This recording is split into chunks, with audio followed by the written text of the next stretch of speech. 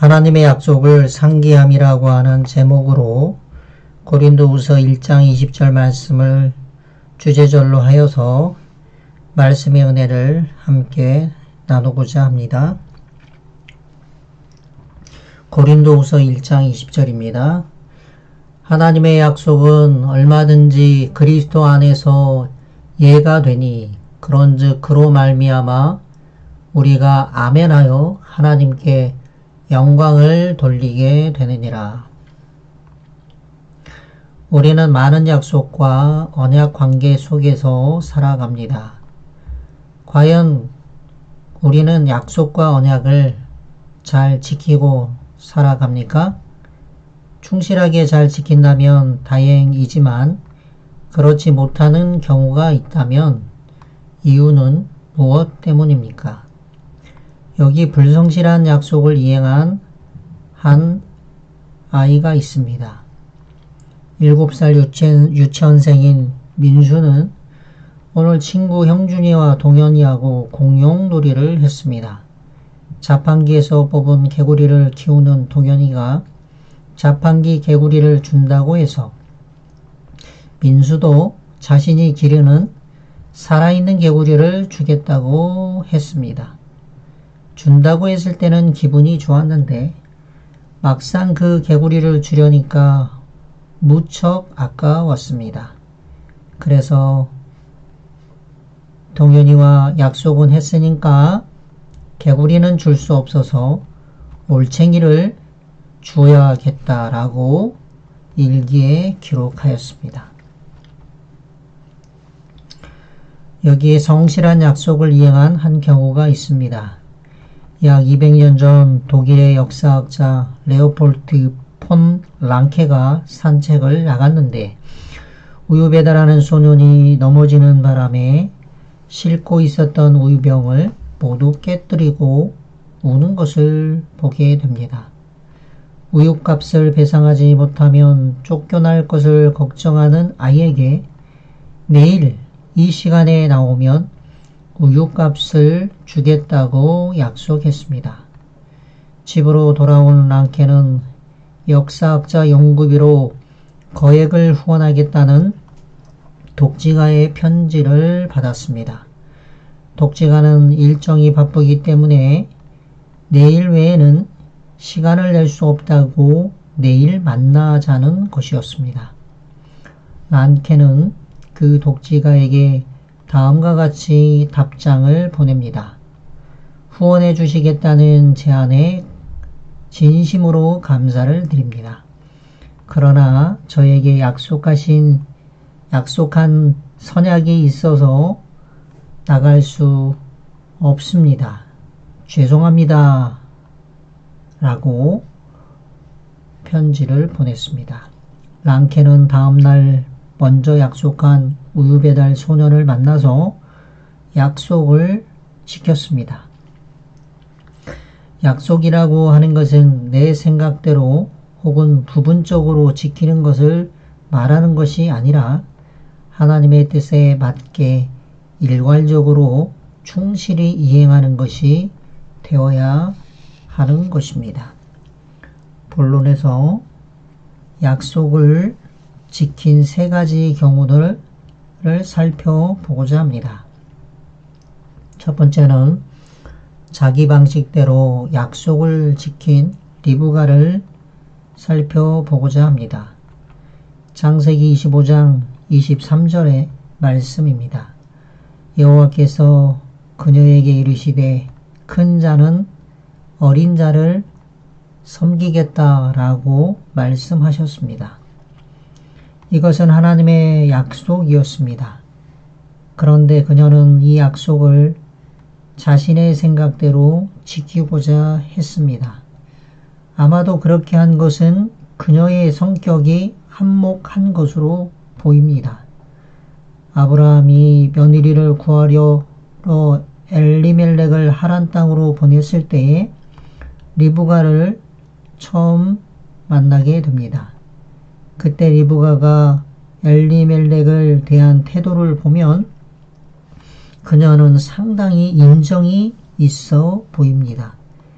직접 양들을 돌보고 먹이는 리브가를 보면 그녀는 또한 매우 강인하고 활발한 성격의 소유자인 것으로 보입니다. 이삭과의 결혼을 결심하고 바로 엘리멜렉을 따라 나서서 가족을 떠난 것을 보면 결단력이 있는 여인으로도 보입니다.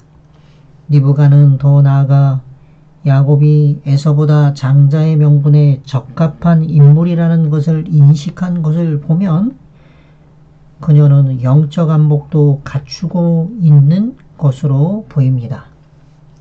그러나 그녀는 그의 성격대로 하나님의 약속의 때를 기다리기보다는 자기 방식대로 하나님의 약속을 이루려 했습니다.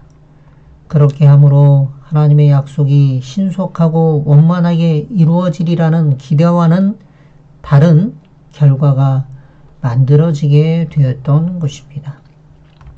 부조화 선지자 180쪽의 말씀입니다. 야곱과 리브가가 그들의 목적을 성취하였으나 그들이 얻은 것은 다만 기만으로 말미암는 고민과 슬픔뿐이었다. 하나님께서 야곱이 장자의 명분을 받으리라고 선언하셨으나 그들이 만일 믿음으로 그분께서 그들을 위하여 일하실 때까지 기다렸다면 그분의 말씀은 그분께서 정하신 때에 성취되었을 것이었다. 사랑하는 성도 여러분, 우리는 혹시 우리에게 지켜야 할 약속을 우리의 방식대로 지키려고 하지 않는지 다시 한번 자신을 돌아보아야 할 것입니다. 하나님의 때를 기다리기보다는 자신의 방식대로 하나님의 약속을 이루려 하는 것은 하나님께서 원하시는 뜻이 아니라는 것을 우리는 리브가의 경우를 통해서 배워야 할 필요가 있는 것입니다. 두 번째는 충실히 약속을 지킨 아비가일의 경우를 살펴보도록 하겠습니다. 사울을 피해 바란 광야에 있던 다윗과 그의 추종자들은 지주들의 땅과 재산을 지켜주고 그 대가로 돈이나 음식을 받으며 지냈습니다. 양털 깎는 시기가 다가왔는데 한 해 동안 공들인 양보를 거두어 드리는 시기이므로 주인은 음식이 가득 찬 잔치상을 차려서 그동안의 고생에 대하여 감사의 표현을 하는 관습이 있었습니다. 사회적 관습도 약속의 한 형태입니다. 그래서 다윗은 그동안 재산을 지켜준 것에 대한 보답으로 나발에게 10명의 사람을 보내어 정중하게 잔치 음식을 나누어 달라고 했습니다. 그러나 나발은 사무엘상 25장 10절에 다음과 같이 말합니다. 다윗이 누구이며 이새의 아들은 누구뇨? 큰 일에 각각 주인에게서 억지로 떠나는 종이 많도다. 내가 어찌 내 떡과 물과 내 양털 깎는 자를 위하여 잡은 고기를 가져 어디로서인지 알지도 못하는 자들에게 주겠느냐. 자신을 보호해준 다윗의 요구를 거절하며 모욕했던 것입니다. 그러자 다윗은 너희는 각기 칼을 차라. 각기 칼을 차매 다윗도 자기 칼을 차고 400명가량은 데리고 올라가고 200명은 소유물 곁에 있게 하니라 라고 반응합니다. 다윗은 모멸감과 배신에 대한 분노를 느꼈고 나발을 죽이려고 부하들과 함께 나서게 됩니다. 이때 나발의 종이 여주인 아비가일에게 남편의 일을 알립니다. 이에 아비가일은 신속하게 떡과 음식을 준비하여 다윗에게 갑니다. 다윗은 이성을 잃었고 하나님의 기름 부음 받은 자로서의 정체성을 잊고 있었습니다. 이러한 다윗을 살린 것은 바로 아비가일이었습니다. 그녀는 죄를 자신의 탓으로 돌리고 원수들의 생명은 물매로 던지듯 여호와께서 그것을 던지시리다 라고 다윗에게 말합니다. 아비가일은 다윗이 골리앗과 싸울 때를 연상시키며 생명은 여호와께 있음을 상기시켜 주었습니다. 아비가일은 자신에게 죄를 돌림으로 자신의 가족과 종들을 구할 수 있었던 것입니다. 아비가일은 성문화되지 않는 사회적 약속에도 충실했습니다. 더불어 하나님과의 약속인 계명을 범하려는 분노에 찬 다윗이 하나님과의 약속도 지키게 하였습니다. 사무엘상 25장 38절의 말씀입니다. 여호와께서 나발을 치심에 그가 죽으니라. 나발이 죽었다함을 다윗이 듣고 이르되 나발에게 당한 나의 모욕을 갚아주사 종으로 악한 일을 하지 않게 하신 여호와를 찬송할지로다. 여호와께서 나발의 악행을 그의 머리에 돌리셨도다. 사랑하는 성도 여러분, 우리도 아비가일처럼 충실히 사람들과의 관계의 약속을 도리를 지킬 수 있는 여러분과 제가 되길 바랍니다. 그것이 바로 하나님의 뜻이었음을 우리는 아비가일의 경우를 통하여서 밝히 깨달을 수 있게 되는 것입니다. 세 번째는 약속을 지킴의 원천은 하나님의 은혜였다는 것을 다윗의 경우를 통하여서 살펴보기를 원합니다. 도망자 신세였던 다윗에게 드디어 엔게디 황무지에서 사울을 죽일 기회가 찾아왔습니다. 이제 지긋지긋한 광야 생활을 청산하고 기름 부음을 받은 왕으로 설 수 있는 절호의 기회가 되었던 것입니다. 이때 다윗은 사울을 해하거나 죽이지 않고 사울의 옷자락만 자르게 됩니다. 왜 다윗은 사울을 죽이지 않았던 것일까요? 하나님의 기름 부음을 받은 네 줄을 치는 것은 여호와께서 금하신 약속이었기 때문입니다. 사무엘상 24장 6절의 말씀입니다. 내가 손을 들어 여호와의 기름 부음을 받은 네 줄을 치는 것은 여호와께서 금하시는 것이니 그는 여호와의 기름 부음을 받은 자가 됨이니라. 다윗이 나발에게 하려고 했던 이력으로 볼 때 왜 갑자기 착하고 너그러운 부처님 성품이 되었을까요?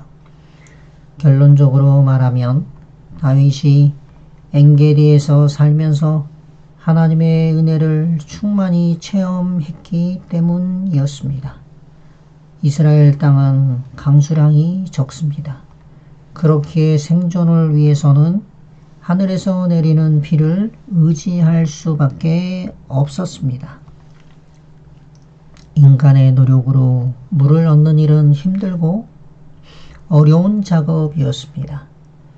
비, 이슬, 시내, 강 같은 물은 인간인의 노력이 아니라 하나님의 은혜로 얻어지는 것입니다. 엔게디, 염소의 샘이 마르지 않은 것은 힘겨운 인간의 노력이 아닌 하나님께서 거저 주시는 은혜의 선물이었던 것입니다.